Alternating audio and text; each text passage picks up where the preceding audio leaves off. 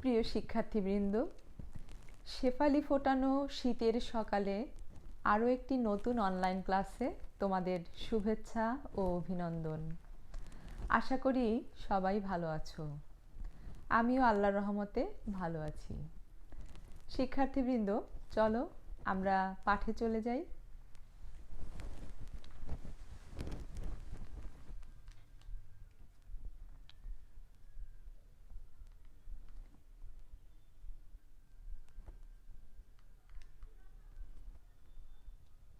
শিক্ষার্থীবৃন্দ, তোমাদেরকে সমাজকর্ম ক্লাসে স্বাগতম। আজকের ক্লাসে তোমাদের সাথে আছি আমি সাবিনা খান, প্রভাষক, সমাজকর্ম বিভাগ, আতহারউদ্দিন হাওলাদার ডিগ্রি কলেজ, বাকেরগঞ্জ, বরিশাল।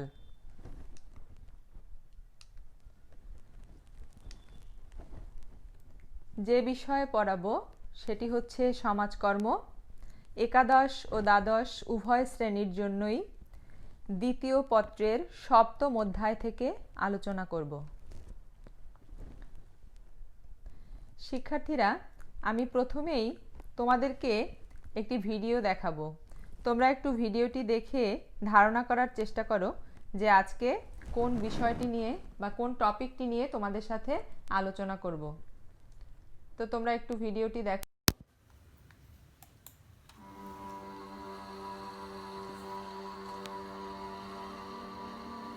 বড় বিবর্ণ এই জীবন। একসময় রাজধানীর নামী স্কুলের অধ্যক্ষ ছিলেন। ভালোবাসার ঘর জুড়ে নিত্য বসত চাঁদের হাট। কিন্তু সেসব কেবলই স্মৃতি কাতরতা এ অশীতিপর বৃদ্ধের জন্য। গেল 25টি বছর ধরে প্রবীণ হিতৈষী সঙ্গের বৃদ্ধাশ্রমী তার ঘর বাড়ি আপনজন। প্রবীণ নিবাসে বসে পরিবারের কথা বলেছিলাম। ওদের সাথে যোগাযোগ তো হয়, মোবাইল আছে না আজকাল, মোবাইলে যোগাযোগ হয়। রব্বানী সাহেব অবশ্য এখানে 9 বছর ধরে সরকারি দপ্তরের প্রকৌশলী হিসেবে অবসরের পরপরই তার ঠাঁই হয়েছে এই হোমে। বললেন ভালোই আছেন, তবে মাঝে মাঝে নাতি নাতনিদের খুব দেখতে ইচ্ছে হয়। বড় মেয়ের ঘরে 2 নাতি, মেজো মেয়ের ঘরে 1 নাতি, আর ছেলের ঘরে 1 নাতি, এক ছেলে। মাঝে মাঝে আসতো, ইদানিং কম আসে, করোনা তো প্রাচীর জীবন যাপন করায় বৃদ্ধির উপলব্ধি, ঘটা করে পেশা থেকে অবসরের আয়োজন প্রবীণের জীবনকে করেছে আরো বিষণ্ণ, আরো বিপন্ন। রিটায়ারমেন্ট করার পরে কিন্তু মানুষ বেশি দিন বাঁচে না। না বাঁচার আমারও একটা ধারণা, কারণ তার কোনো কাজ নাই, তার টেনশন, ছেলে মেয়েদের হয়তো ভালোভাবে প্রতিষ্ঠিত করতে পারে না, যার কারণে রিটায়ারমেন্টের 1-2 বছর মধ্যে বেশিরভাগ লোক মারা যায় আমাদের দেশে। কিন্তু পার্থক্য কি শুধু জরা, হতাশা বা বিষণ্ণতা? অন্তর্নিহিতে তারুণ্যে ভরপুর সব প্রবীণেরা বলছেন বয়স বাড়লেও অনেক কিছুই দেওয়ার থাকে। নবীন হয়ে গেলে যে মানুষ বেকারে কোনো কাজে আসবে না এরকম না। নবীন যারা, এরা শিখবে তো প্রবীণদের কাছ থেকে। প্রবীণ হয়ে গেছে তারা কাজে লাগবে না এমনটা কিছুই না। নবীন এবং প্রবীণদের মধ্যে একটা একাত্মতা থাকা দরকার। যারা প্রবীণ তাদেরকে যদি ছেলে মেয়েরা মানে, তাহলে কিন্তু আজকে আমাদের এত নৈতিক অবক্ষয় হতো না। কিন্তু পরিবেশ বা সুযোগ আছে কতটা? না, আমি সেই সুযোগটা পাচ্ছি না বর্তমানে প্রেক্ষাপটে। এখন মানুষগুলো সব মানে কি বল, নিজেকে সে এত মানে নিজের ইভেন কি আমাদের পরিবারের সদস্যরাও আমাদের কথা তারা কর্ণপাত করতে চায় না। বয়োবৃদ্ধরা যে একেবারেই কর্মহীন তা কিন্তু নয়। প্রতি 3 জনের 1 জন নিযুক্ত আছেন, শক্ত হাতে পালন করছেন কঠিন দায়িত্ব। প্রবীণ হিতৈষী কেন্দ্রের কর্মকর্তা বলছেন বৃদ্ধাশ্রম নয়, বরং একজন বৃদ্ধ পরিবারের কনিষ্ঠ সদস্যের মানসিক বিকাশের জন্য হতে পারে উৎকৃষ্ট সংযুক্তি। বিভিন্ন বয়সের স্তরে স্তরে উনি যে শিখেছেন, ওনার মধ্যে সেই অভিজ্ঞতাগুলো সঞ্চিত আছে। ছোটদের ছেলেবেলার সাথী হইতে পারে প্রবীণ।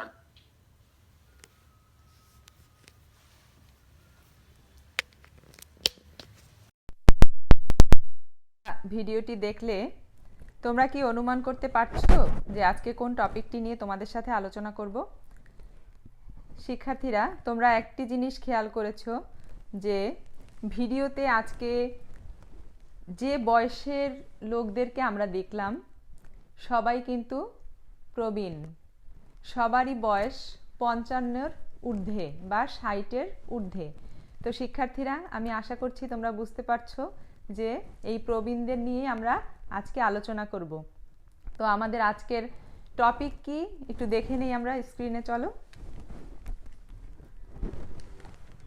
আমাদের আজকের আলোচনার টপিক হচ্ছে বাংলাদেশ প্রবীণ হিতৈষী সংঘ। আজকের আলোচনার শেষে তোমরা যা শিখতে পারবে, প্রবীণ হিতৈষী সংঘ কি তা বলতে পারবে, প্রবীণ হিতৈষী সংঘের লক্ষ্য ও উদ্দেশ্য বর্ণনা করতে পারবে, প্রবীণ হিতৈষী সংঘের কার্যক্রম ব্যাখ্যা করতে পারবে। তো শিক্ষার্থীরা, প্রথমেই আমরা জেনে নিব প্রবীণ হিতৈষী সংঘের ধারণা।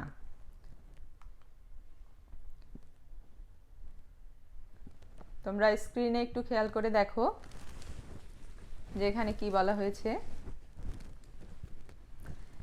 বাংলাদেশে বেসরকারি পর্যায়ে প্রবীণদের সেবায় নিয়োজিত সবচেয়ে বৃহৎ ও পুরাতন প্রতিষ্ঠান হল বাংলাদেশ প্রবীণ হিতৈষী সংঘ ও জরাবিজ্ঞান প্রতিষ্ঠান। সংক্ষেপে এটিকে প্রবীণ হিতৈষী সংঘই বলা হয়। প্রবীণ বয়সের জীবনকে অর্থবহ ও স্বস্তিদায়ক করার লক্ষ্যেই প্রবীণ হিতৈষী সংঘের সকল প্রচেষ্টা অব্যাহত রয়েছে। সকল স্তরের প্রবীণদের কল্যাণার্থে 10 এপ্রিল 1960 সালে প্রতিষ্ঠানটি স্থাপিত হয়। বাংলাদেশে প্রবীণ হিতৈষী সংঘের প্রতিষ্ঠাতা ঢাকা মেডিকেল কলেজের প্রাক্তন অধ্যক্ষ ডাক্তার AKM আব্দুল ওয়াহেদ। শিক্ষার্থীরা, তোমরা বুঝতে পারলে যে প্রবীণ হিতৈষী সংঘটি কাদের জন্য? আমাদের দেশের যে সমস্ত প্রবীণ ব্যক্তিগণ আছে, যারা 55 বছর বা এর ঊর্ধ্বে, 60 বছরও অনেক অনেক জায়গায় বলা হয়ে থাকে যে 55 থেকে 60 অথবা 60-এর ঊর্ধ্বে যারা আছেন এদেরকে প্রবীণ বলা হয়। এই সমস্ত প্রবীণদের রক্ষণাবেক্ষণ, এদের সুখ শান্তিময় জীবনযাপন এবং এদের স্বস্তিদায়ক একটি অর্থবহ জীবন প্রদানের লক্ষ্যেই কিন্তু এই প্রবীণ হিতৈষী সংঘটি প্রতিষ্ঠিত হয়। এবং আমাদের দেশে দেখা যায় যে প্রবীণরা প্রায়ই অবহেলিত হচ্ছে। দেখা যায় যে সন্তানরা বড় হয়ে বাবা মাকে কাছে রাখছে না, অথবা ছেলে মেয়ে বিদেশে আছে, তারা বিদেশে চাকরি করছে, বাবা মা এখানে বৃদ্ধ অবস্থায় কোনো একটি এরকম প্রবীণ হিতৈষী সংঘ বা বৃদ্ধাশ্রমে চলে যায়, যেতে বাধ্য হয়। তো এ সমস্ত প্রবীণদের রক্ষণাবেক্ষণ, এদের স্বস্তিপূর্ণ একটি জীবন, এদের অর্থপূর্ণ একটি জীবন, তাদের দেখাশোনা, এই সব কিছুর জন্যই কিন্তু এই প্রবীণ হিতৈষী সংঘ প্রতিষ্ঠিত হয়েছে। তো আমরা এরপরে আগাই, চলো। শিক্ষার্থীরা, এবার আমরা জানব এই প্রবীণ হিতৈষী সংঘের লক্ষ্য ও উদ্দেশ্যগুলো কি কি। দেখো, এখানে প্রথমে যা আছে, প্রবীণ বয়সে শারীরিক মানসিক সুস্থতা এবং চিন্তা ভাবনাহীন শান্তিপূর্ণ আনন্দময় জীবনযাপনের দিক নির্দেশনা দেয়া প্রবীণ হিতৈষী সংঘের একটি গুরুত্বপূর্ণ লক্ষ্য ও উদ্দেশ্য। প্রবীণ বয়সে প্রবীণদের শারীরিক সুস্থতা, মানসিক সুস্থতা বা তাদের মনের খোরাক, চিত্ত বিনোদন বা তাদের একটি শান্তিপূর্ণ জীবনযাপন, এই লক্ষ্যে এই প্রবীণ হিতৈষী সংঘ কিন্তু প্রতিষ্ঠিত হয়েছিল। এবং প্রবীণরা যেন আনন্দময় জীবনযাপনের মাধ্যমে এই পৃথিবীতে জীবনের শেষ দিনগুলো কাটাতে পারেন, সেই লক্ষ্যেই এই প্রবীণ হিতৈষী সংঘ প্রতিষ্ঠিত হয়েছে। তো এটি একটি গুরুত্বপূর্ণ লক্ষ্য ও উদ্দেশ্য প্রবীণ হিতৈষী সংঘের। এরপরে কি আছে দেখি। বার্ধক্যে আর্থিক, সামাজিক, পারিবারিক এবং অন্যান্য সমস্যা ও তার সমাধান সমূহের জ্ঞান লাভ ও শিক্ষা বিস্তার এবং এই উদ্দেশ্যে পত্র পত্রিকা ইত্যাদি প্রকাশ। শিক্ষার্থীরা, এখানে বলা হয়েছে যে বার্ধক্যে বা বৃদ্ধ জীবনে আর্থিক সমস্যা, সামাজিক সমস্যা, পারিবারিক সমস্যা এবং অন্যান্য যে সমস্যাগুলো আছে এগুলোর সমাধান খুঁজে বের করে প্রবীণদের একটি সুস্থ সুন্দর জীবনযাপনে সক্ষম করে তোলার উদ্দেশ্য এবং লক্ষ্যকে সামনে রেখে এই প্রবীণ হিতৈষী সংঘটি প্রতিষ্ঠিত হয়েছে এবং এই উদ্দেশ্যে বিভিন্ন পত্র পত্রিকা প্রকাশ।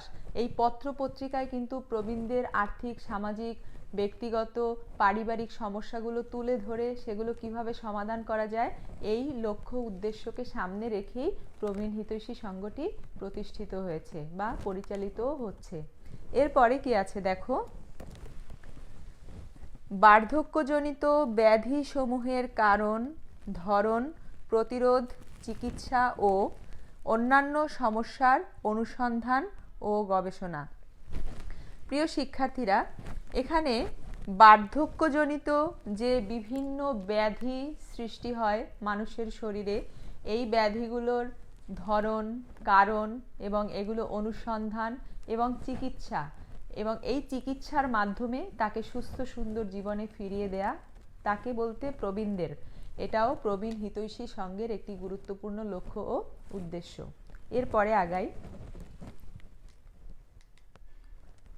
এরপরে আছে সক্ষম প্রবীণদের কর্মসংস্থান ও অন্যান্যদের মৌলমানবিক চাহিদা পূরণ সহ তাদের পুনর্বাসন ও সাহায্যের ব্যবস্থা করা।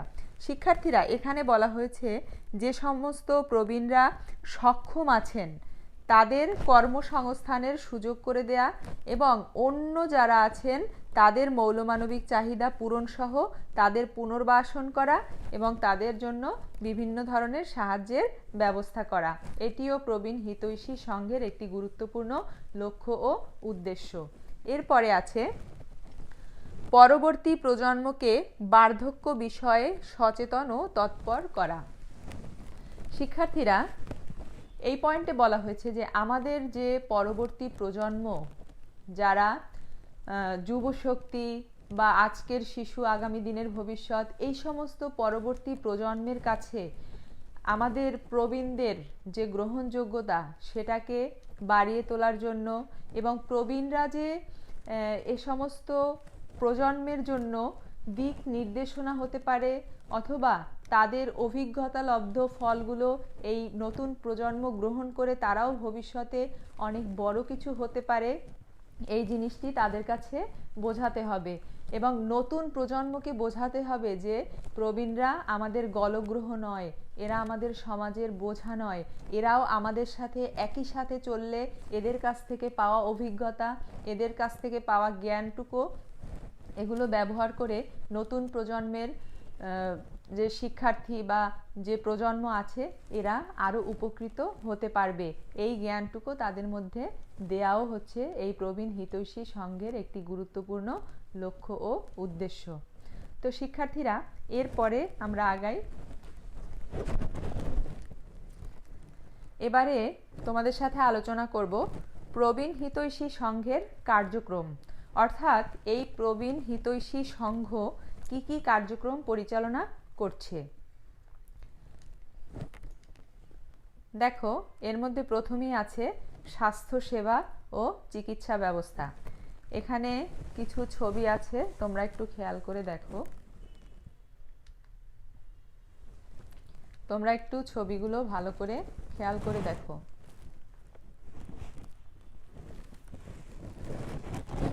শিক্ষার্থীরা, ঢাকার আগারগাঁওয়ে অবস্থিত প্রবীণ হিতৈষী সংঘ ও জরাবিজ্ঞান প্রতিষ্ঠানের প্রবীণ হাসপাতাল বা চিকিৎসা কেন্দ্রে সপ্তাহে প্রতিদিন ছুটির দিন ব্যতীত 55 বছর এবং তদূর্ধ্ব বয়স্ক যে কোনো ব্যক্তিকে এখানে স্বাস্থ্যসেবা প্রদান করা হয় এবং এই কেন্দ্রে প্রবীণ হিতৈষী সংঘে স্বাস্থ্যসেবা এবং চিকিৎসা প্রদান করা হয় প্রবীণদের এবং এখানে অত্যাধুনিক যন্ত্রপাতি ব্যবহার করে এখানে প্রবীণদের ফিজিওথেরাপি সহ বিভিন্ন ধরনের চিকিৎসার ব্যবস্থা এখানে করা হয়েছে। তো এই স্বাস্থ্যসেবা ও চিকিৎসা ব্যবস্থা এটিও কিন্তু প্রবীণ হিতৈষী সংঘের একটি গুরুত্বপূর্ণ কার্যক্রম। এরপরে কি আছে আমরা দেখি। এরপরে আছে আন্তঃবিভাগ চিকিৎসা ব্যবস্থা। তোমরা একটু ছবিগুলো খেয়াল করে দেখো।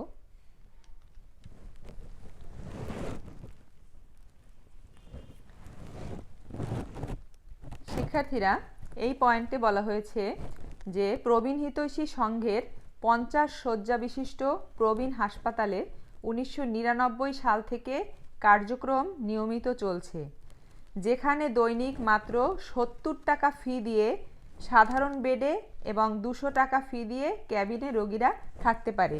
তাহলে এই আন্তঃবিভাগ চিকিৎসা ব্যবস্থাও কিন্তু প্রবীণ হিতৈষী সংঘের একটি গুরুত্বপূর্ণ কার্যক্রম। এর পরের পয়েন্টটি কি আছে আমরা দেখি। এরপরে আছে স্যাটেলাইট ক্লিনিক। এই রিলেটেড ছবিগুলো এখানে আছে, তোমরা একটু খেয়াল করে দেখো।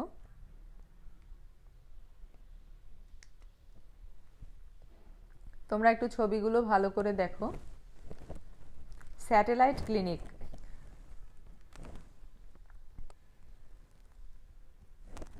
(1997) সাল থেকে ঢাকা শহরের বিভিন্ন স্থানে প্রবীণদের চিকিৎসা সেবা প্রদানের জন্য 5টি স্যাটেলাইট ক্লিনিক খোলা হয়েছে। প্রতি মাসে প্রায় 500 রোগীকে এসব কেন্দ্র থেকে সেবা প্রদান করা হয়। তাহলে এই স্যাটেলাইট ক্লিনিকটিও কিন্তু প্রবীণ হিতৈষী সংঘের একটি গুরুত্বপূর্ণ কার্যক্রমের অন্তর্ভুক্ত। এর পরের পয়েন্টে কি আছে দেখো। এরপরে আছে চিত্ত বিনোদন। ছবিগুলো একটু খেয়াল করে দেখো তোমরা।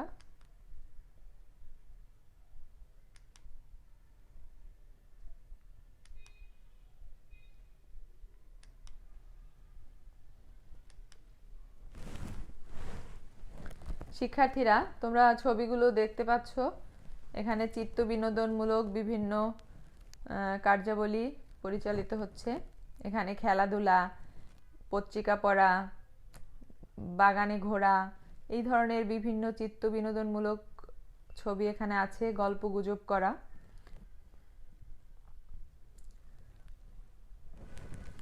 শিক্ষার্থীরা, প্রবীণ হিতৈষী সংঘের আরেকটি গুরুত্বপূর্ণ কার্যক্রম হচ্ছে চিত্ত বিনোদন।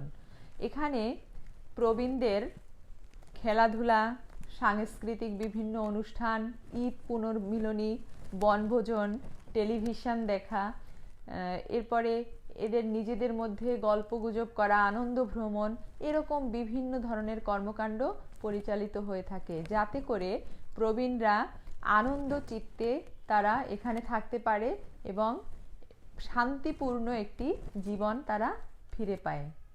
তো এই চিত্ত বিনোদন কার্যক্রমটিও প্রবীণ হিতৈষী সংঘের একটি গুরুত্বপূর্ণ কার্যক্রম। এরপরে কি আছে আমরা দেখি।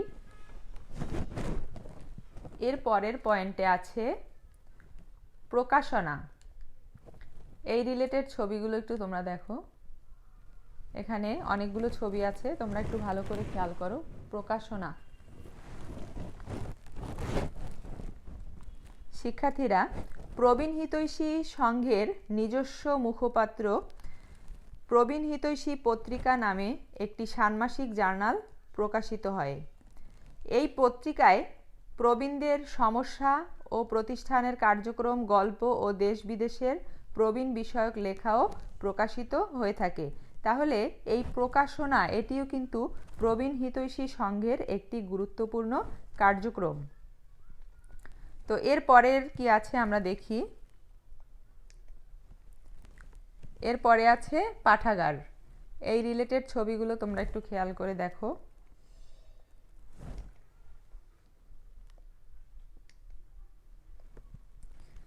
তোমরা একটু খেয়াল করে দেখো, পাঠাগারের ছবি এখানে আছে।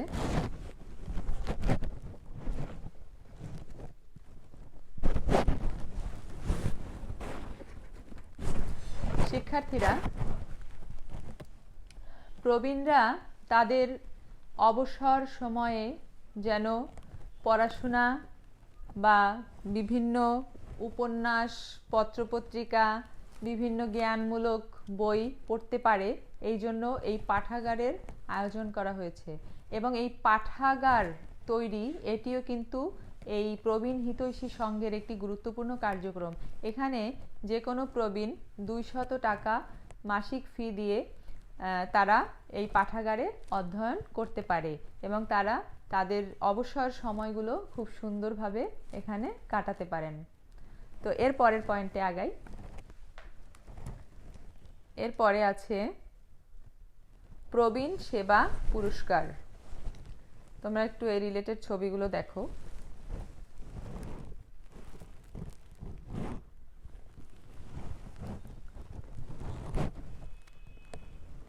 শিক্ষার্থীরা, যারা জরাগ্রস্ত পিতামাতা শ্বশুর শাশুড়িকে সশ্রদ্ধ চিত্তে এবং অকাতরে স্নেহ মমতা দিয়ে সেবা যত্ন করে সমাজে দৃষ্টান্ত স্থাপন করেছেন, তাদের কাজের স্বীকৃতি স্বরূপ 1999 সাল থেকে প্রতি বছর মমতাময় ও মমতাময়ী প্রবীণ সেবা পুরস্কার করা হয়। এই পুরস্কারটি প্রদানের উদ্দেশ্য হচ্ছে এ সমস্ত সেবা যত্নকারীদেরকে উৎসাহ প্রদান করা বা তাদেরকে আরও এই কাজে উদ্দীপনা যোগানো। কারণ আমরা জানি আমাদের সমাজে এখনও অনেক মানুষ আছেন যারা শ্বশুর শাশুড়ি পিতামাতা এদেরকে আদর যত্ন সহকারে তারা এখনও লালন পালন করছেন বা পরিচর্যা করছেন।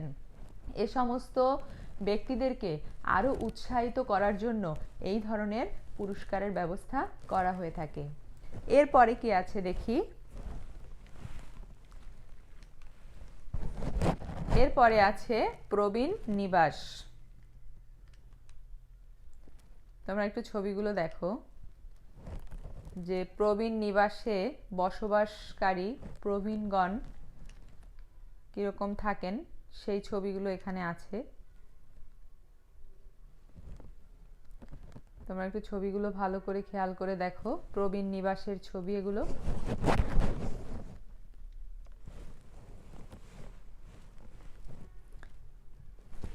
এখানে দেখো পত্রিকা পড়ছেন, টিভি দেখছেন, এখানে ডাইনিংয়ে খাওয়া দাওয়া করছেন প্রবীণগণ, এখানে বাহিরে প্রাতঃভ্রমণে বের হয়েছেন, এখানে গল্পগুজব করছেন, এখানে প্রবীণ বসে আছেন। এই সব কিছুই কিন্তু প্রবীণ নিবাসের ছবি।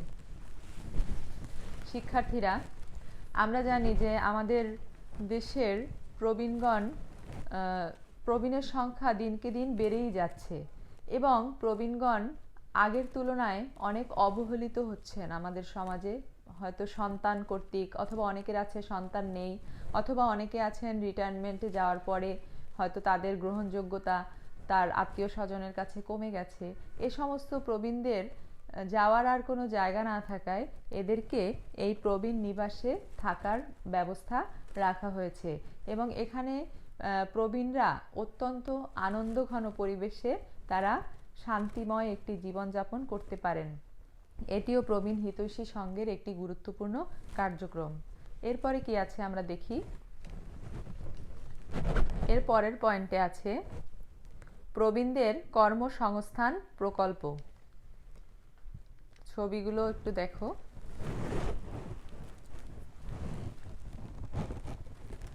বাংলাদেশ প্রবীণ হিতৈষী সংঘ ও জরাবিজ্ঞান প্রতিষ্ঠান প্রবীণদের উন্নয়নকল্পে বাংলাদেশের প্রবীণদের আর্থিক সচ্ছলতা প্রদানের লক্ষ্যে দুটি প্রকল্প গ্রহণ করেছে। গাজীপুর জেলার পিঙ্গাইল গ্রামে একটি ছাগল প্রকল্প এবং কুমিল্লা জেলার সদর থানায় জাহানারা কটেজ ইন্ডাস্ট্রি এই দুটি প্রকল্প কিন্তু এই প্রবীণ হিতৈষী সংঘ গঠন করেছে এবং এখানে দরিদ্র প্রবীণ মহিলাদের হস্তশিল্প প্রকল্পের ব্যবস্থাও গ্রহণ করা হয়েছে। প্রিয় শিক্ষার্থীবৃন্দ, আমরা জানলাম যে প্রবীণদের কর্মসংস্থান প্রকল্পের ক্ষেত্রে যে দুটি প্রকল্প হাতে নেওয়া হয়েছে সে দুটি অত্যন্ত গুরুত্বপূর্ণ। তো এরপরে কি আছে আমরা দেখি। এর পরের পয়েন্টে আছে প্রবীণদের স্বাস্থ্য পরিচর্যা বিষয়ক প্রশিক্ষণ কর্মশালা। তোমরা একটু ছবিগুলো ভালো করে খেয়াল করো। প্রবীণদের স্বাস্থ্য পরিচর্যা বিষয়ক কর্মশালা।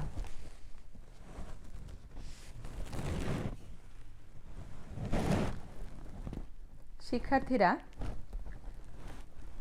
প্রবীণ হিতৈষী সংঘে প্রবীণদের স্বাস্থ্য বিষয়ক বিভিন্ন পরামর্শ ও সচেতনতামূলক জ্ঞান প্রদানের লক্ষ্যে এই ধরনের কর্মশালার আয়োজন করা হয়, যাতে করে প্রবীণ ব্যক্তিগণ নিজেরা নিজেদের স্বাস্থ্য সম্পর্কে সচেতন হতে পারেন এবং নিজেরা নিজেদের স্বাস্থ্যের যত্ন নিতে পারেন।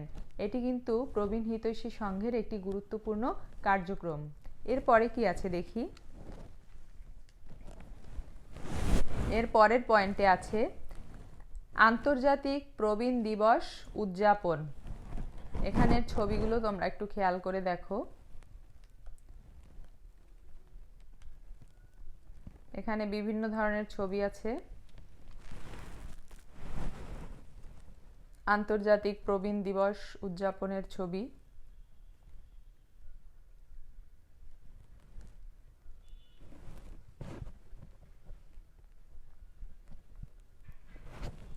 শিক্ষার্থীবৃন্দ, প্রতি বছর 1 অক্টোবর আন্তর্জাতিক প্রবীণ দিবস উপলক্ষে এই প্রবীণ হিতৈষী সংঘ বিভিন্ন ধরনের অনুষ্ঠানের আয়োজন করে থাকে এই দিবসটিকে উদযাপন করার লক্ষ্যে।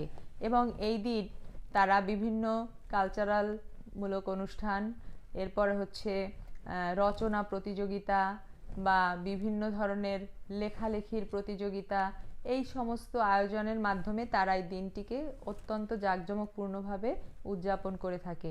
এটিও প্রবীণ হিতৈষী সংঘের একটি গুরুত্বপূর্ণ কার্যক্রম। এর পরের পয়েন্টে আমরা আগাই। এরপরে আছে শিক্ষা কার্যক্রম। তোমরা একটু ছবিগুলো দেখো। শিক্ষা কার্যক্রম।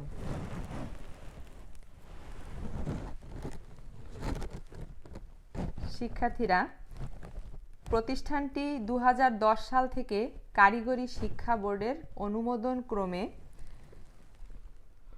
এখানে বিভিন্ন চিকিৎসা বিষয়ক ডিপ্লোমা শিক্ষা কোর্স চালু করেছে। তাছাড়া ঢাকা বিশ্ববিদ্যালয়ের সমাজ কল্যাণ ইনস্টিটিউট এবং জাতীয় বিশ্ববিদ্যালয়ের সমাজকর্মে অনার্স এবং মাস্টার্সের যে শিক্ষার্থীরা আছে তারা এই প্রতিষ্ঠানে তাদের 60 কর্মদিনের সেই ব্যবহারিক প্রশিক্ষণ বা মাঠকর্ম এখানে করতে পারে।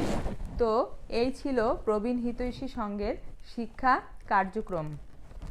তো শিক্ষার্থীরা, আমরা এতক্ষণ প্রবীণ হিতৈষী সংঘের কার্যক্রমগুলো জানলাম এবং বলতে পারি আমরা যে আসলেই আমাদের দেশের প্রবীণদের উন্নয়নে বা তাদের কল্যাণে অথবা তাদের শান্তিপূর্ণ একটি অর্থবহ জীবনে সক্ষম করে তোলার ক্ষেত্রে এই প্রবীণ হিতৈষী সংঘের ভূমিকা অত্যন্ত গুরুত্বপূর্ণ। এবং আমি আশা করব, আমি নয়, সমাজের প্রতিটি মানুষেরই উচিত এ সমস্ত প্রবীণদের সহযোগী হওয়া, তাদেরকে সহায়তা করা, তাদেরকে সমাজের বোঝা না ভেবে, তাদেরকে জড়া না ভেবে এদের সাথে নিয়ে আমাদের এগিয়ে চলা। কারণ তাদের অভিজ্ঞতা, তাদের কাছ থেকে পাওয়া শিক্ষা, এটি গ্রহণ করে কিন্তু নতুন প্রজন্মের নবীনরা অনেক দূর এগিয়ে যেতে পারবে। তো শিক্ষার্থীরা, আশা করছি তোমরা এই জ্ঞানটুকু মনে রাখবে এবং সামনে এভাবেই তোমরা চলার চেষ্টা করবে। তোমরা তোমাদের যে বয়স বৃদ্ধ বা যারা প্রবীণ ব্যক্তিরা তোমাদের আছেন ফ্যামিলিতে, বাবা মা বা দাদা দাদি, নানা নানু, আত্মীয় স্বজন যারা আছেন, তাদের সাথে কখনোই সেরকম খারাপ আচরণ না করে তাদেরকে অত্যন্ত মূল্যায়ন করবে এবং তাদেরকে সম্মান দেখানোর চেষ্টা করবে, তাদের যত্ন করবে। তো তোমরা এতক্ষণ আমার সাথে সমাজকর্ম ক্লাসে ছিলে, আশা করি তোমরা বুঝতে পেরেছো। তো আজকের ক্লাসে তোমরা আমার সাথে থাকার জন্য তোমাদের সবাইকে অসংখ্য ধন্যবাদ জানাচ্ছি এবং আশা করছি আগামী ক্লাসেও তোমরা একইভাবে আমার সাথে অংশগ্রহণ করবে ক্লাসে। তো সবাই ভালো থাকো। সামনের দিন নতুন কোনো টপিক নিয়ে আবারও চলে আসবো তোমাদের সামনে। আল্লাহ হাফেজ।